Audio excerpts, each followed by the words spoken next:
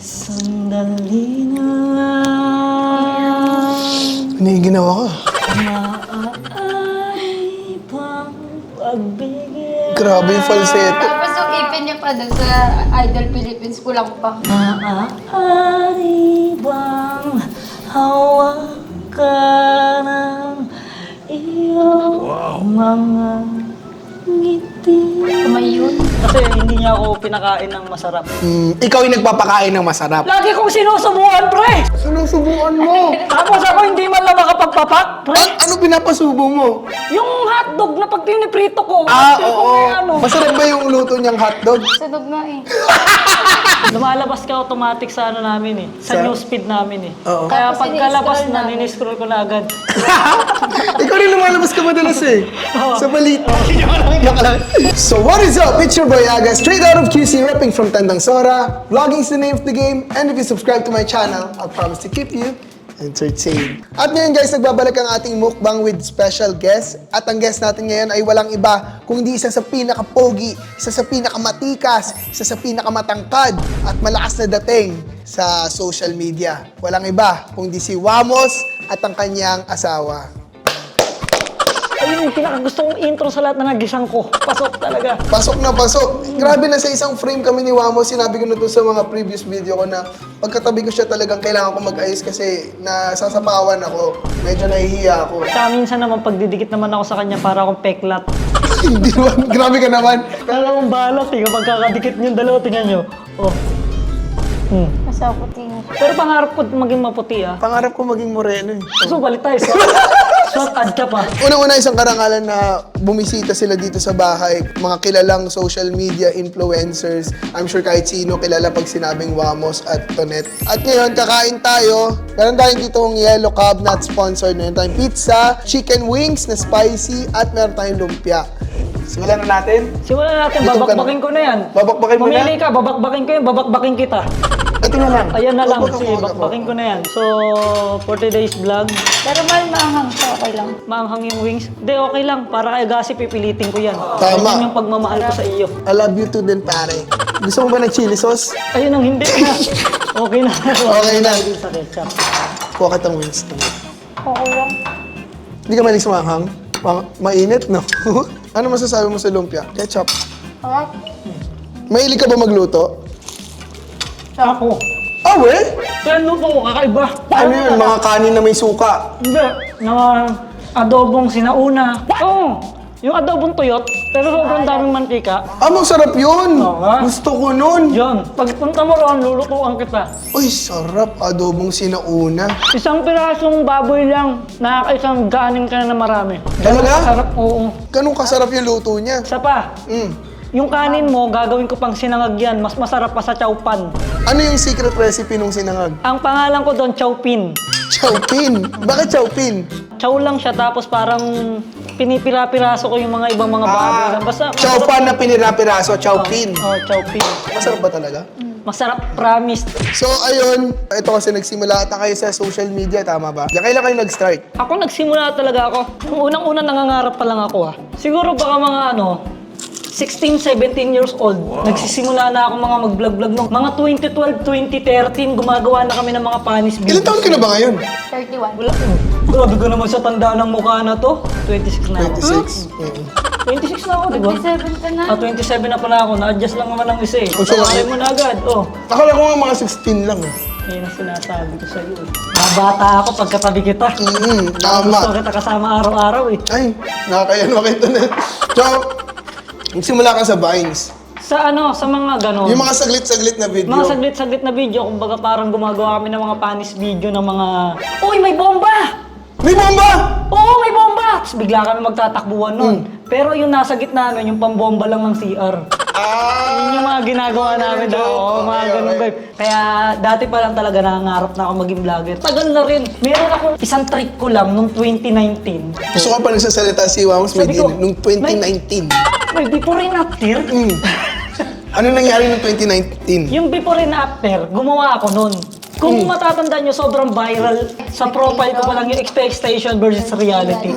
In order mo, tas ito yung dumating. Papapantit pra ako doon na nasa karton ako. Lagi nilang sinasabi sa akin, Wamos, gawa ka ng page. Sabi ko, Wala ka pang alam page yun. noong 2019? Oo, profile pa lang ako noon. Yung account mo mismo. Account ko personal mismo, tapos pinost ko yun. Sabi ko, biglang nag-trending to. Nagugulat ako, ba't ang dami nagdo-notif sa akin? Yung pala yun na yun, tapos ang dami nag-a-add sa akin, nagpapalo. Akala ko, nung araw na yun, sira yung Facebook ko. Tapos Kasi ang nakita ko daming yung notif. post ko, 10 minutes, 1,000 share. Tapos hindi pa dyan nagtatapos, may ginawa pa ulit akong in-order mo versus dumating, yung parang ganon. Yung nakahubad naman ako, ginaya ko yun. Nasa beach, yung lalaki napakagwapo, nakahubad, tapos may tuwalya lang sa ganito, walang brief, ginaya ko yun. Ginaya mo yun? Trending na naman. Sabi ko, putik, mukhang gusto ng mga Mukhang tao. para sa'yo to. Oo, mukhang gusto ng mga tao to sa akin ah. Sumikat ka rin nung sumali ka sa Idol Philippines. Oo, yun yung pala Idol sumikat. Philippines. Kanta. Kanta ba Hindi yun? naman talaga kasi ako kumakanta nun eh. Bakit mo naisipang sumali sa Idol Philippines? Hindi ko siya naisipan sumali, pre. Ngayon, ang ginawa ko, dry run lang kasi yun eh.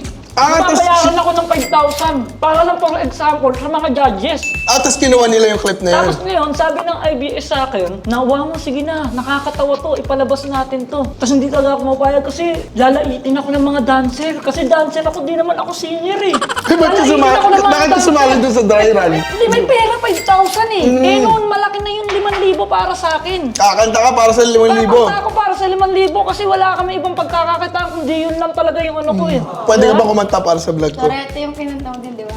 Kaya lang, yun ang muna ako. Yun ka muna. 5,000 na yung halaga pero kakanta siya for free. Kasi kailangan ko ilabas yung meaning siyempre, kasi oo, tama. sumabit ako, mapahiya pa ako sa vlog mo eh. Tama. Sandali na. Ano yung ginawa ko? May aircon ka eh, dapat pinatay mo na eh. Patay aircon! Nakapatay ba? Patay! So yung boses ko yun. Mm-mm. Sandali Ay, ba't umulit? Bumay buwelo siya. Umulit eh. Maaari bang pagbigyan? Grabe yung falsetto. Tapos yung ipin niya pa doon sa Idol Philippines, kulang pa. Aalis na. Hindi pa siya tapos. Kuha niya.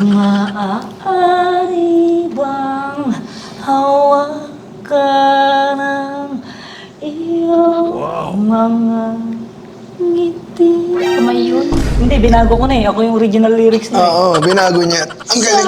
Hindi pa tapos. Ay maabot ang langit ang iyong mga ngiti. Galing. Ay, di ba tapos? Ay masigit. Tapos na. Ay, di ba? Maldaman ba ako? Mag-alala. Nagpapawisan ka natin. Oo. Hindi, manghang. Hindi ko alam, saan ba yan? Sa boses ko, Hindi, pre. malamig yung boses mo. Naanghangan lang ako. Okay. Ang galing, Buti nga grabe. nakabawas ng angang yung boses ko eh. Tama. Kasi Nung malamig kumain eh. ako ng maanghang na manok, tapos kumanta siya, naging matamis. Ayun, sinasabi ko sa'yo. Siguro pag ngayon sumali ka na sa Idol Philippines, ikaw na ang tunay na idol. Pag ako sumali sa Idol Philippines, ako pa magtuturo sa kanila. Ikaw, Antoinette, kumakanta ka. Hindi. Sandali na lang. Pinakanta mo yun sa Antoinette ng sandali na lang din ang buhay natin dalawa. Kaya huwag mo na Alam ko na sasabihin, munti ko na madura yung kuko. Ganda ng boses mo. Kaya huwag mo na pakantahin. Si Antoinette, sumasayaw. Yun yung talent niya. Hindi rin, ganda lang. Ganda. Pero mahal na mahal. Oh, siyempre. Pero ang next topic natin, paano mo nakilala si Antoinette? Oh, ayun ka na TikTok. naman ah. Are, TikTok? ilang beses ko na itong sinabi sa interview. May message ka niya. Nag-heart! Nag-heart sa TikTok mo. Nag-heart sa akin, pre. O tapos, pinansin mo, hindi muna. Di mo na. Choosy ako ba? Oo, choosy, oo. Hindi na, yung ganitong mukha ko, exotic to eh. Oo, Kaya hanapin yan. Hindi ka madalas makakita ng ganyan. Kumbaga sa Nag-iisa. aso, pitbull. Grabe ka naman, hindi naman. Diba? Oh, Tapos yun, pinalo ko. hinart ka, pinalo mo. Hindi, pinalo niya ako. Ay, siya unang nagpalo sa'yo. Pinalo bag ko. Siyempre, lalaki tayo, nakakaya, pinalo, di ba? Ang tagal kong pinag-isipan pinalo bag yan. 5 minuto. 5 minuto. Ganun katagal. Parang inisip mo kung papalo ka ba to o hindi. Kasi Oo. hinart niya na ako, tapos pinalo niya. Nag-comment. Nag-comment agad.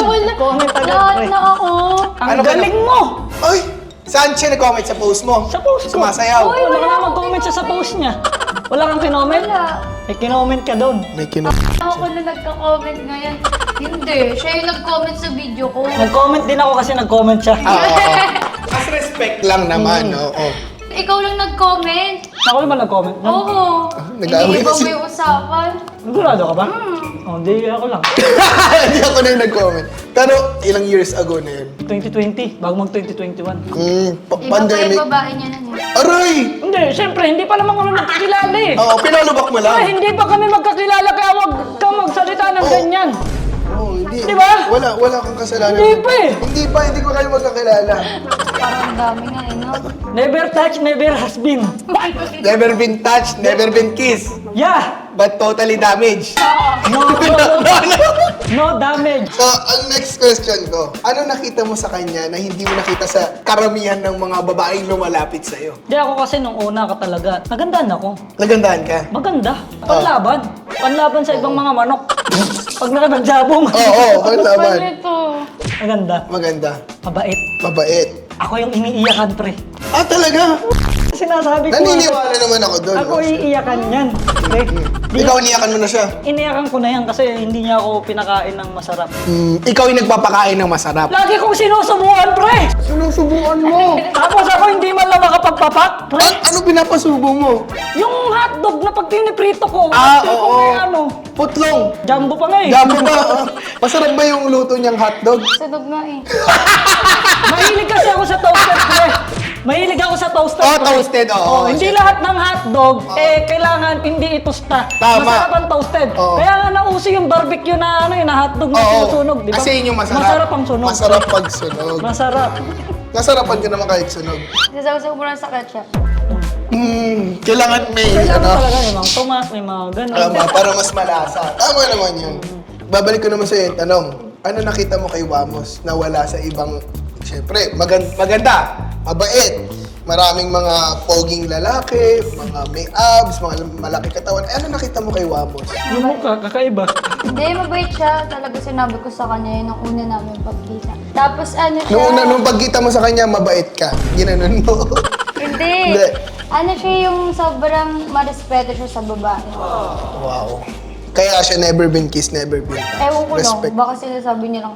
Pero yun, since 2020 hanggang 2024, tapos ngayon, nagkaroon na kayo ng baby, nagpapatunay na true love exists. So kung may tanong, Tumitingin sa panlabas si Antoinette eh. bakit naman? Hindi talaga siya tumitingin sa panlabas, tumitingin talaga sa panloob. Kaya nung nakita kami niyan, tinignan niya kagad yung loob. Sabi, okay to.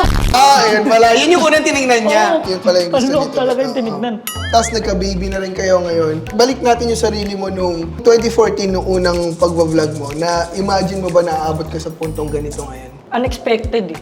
Unexpected siya. no? Oo, hindi ko ma-expect talaga yun. Kasi dati nangangarap kami pero Ano yung talagang gusto mo dati kung hindi ka maging artista. artista Gusto ko talaga? talaga maging isang artista dati. Kaya ako laging sumasali sa mga TV show. Kasi gusto kong makuha ako bilang sa komedyante, ganito, ganyan.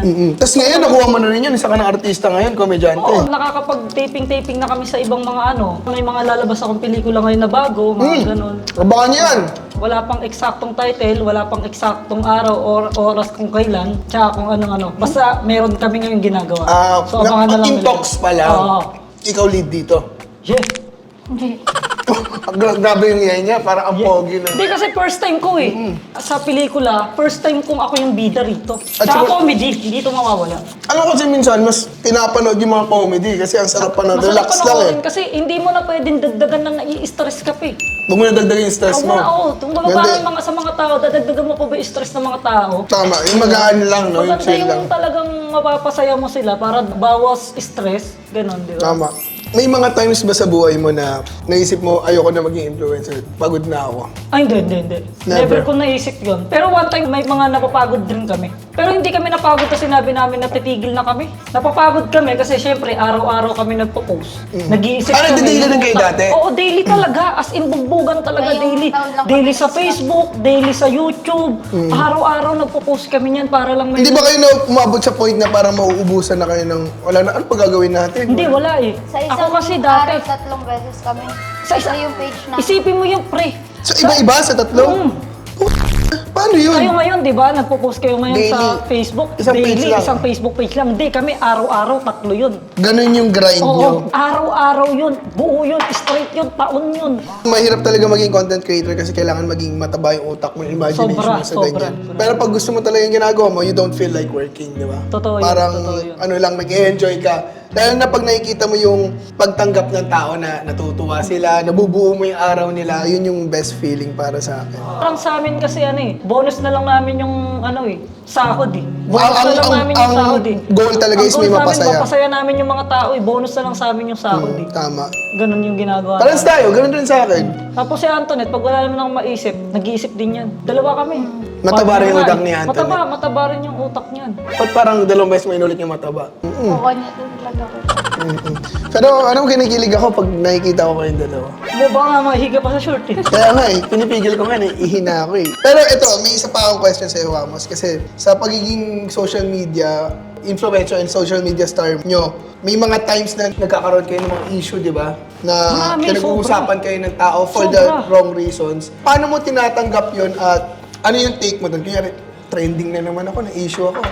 Paano mo tinitake yung mga ganun? Masakit din kasi sa amin yung yung nape-fake issue kami dahil sa ibang mga Facebook page na kumakalat. Fake issue. So, maraming beses na issue ka na hindi naman talaga Oo, totoo. na hindi totoo. Kasi eto yun eh. Ang pinaka mas masakit kasi sa amin, yung maniniwala yung mga tao na hindi naman totoo. Di ba? Na alam mo sa sarili mo na hindi totoo. Oo. Kasi yun yung pinaka masakit eh. Hindi ako masasaktan kung yung kumakalat na issue, totoo. Hindi ako masasaktan dun. Kasi totoo. Aaminin mo pa. Oo. Ito yun eh. Kumbaga parang ikaw, isipin mo gawan kita ng issue, ninakaw mo yung bolt namin.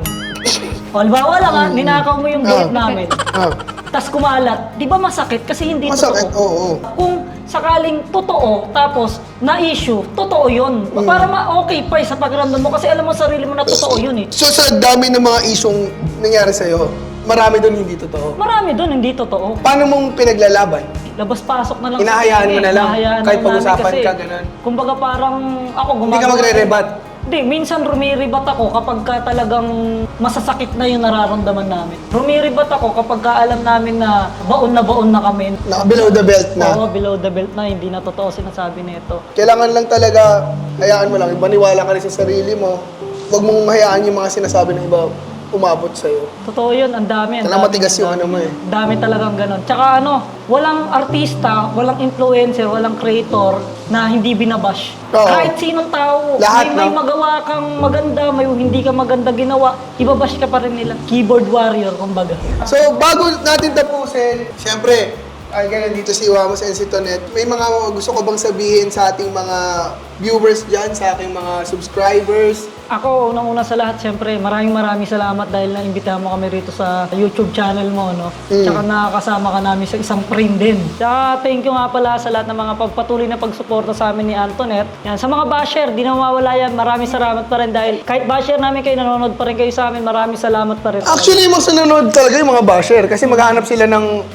Malulusutan nila eh. Ikaw, Tonet. Akin gusto ko lang po mag-thank you sa inyo at saka kay Mami. Kasi nga, di ba nakaraan pinapanood lang natin sila isang... Totoo ba? Oo. Ano yung pinanood nyo? Yung binato mo yung mga bag niya tapos yung kay Daniel pa din. Wow! Pinapanood nyo naman. Grabe naman. Thank you. Lumalabas ka automatic sa namin eh. Sa Sa- newsfeed namin eh. Oo. Kaya Tapos pagkalabas ini-scroll na, namin. niniscroll ko na agad. Ikaw rin lumalabas ka madalas eh. Sa balita. Joke lang.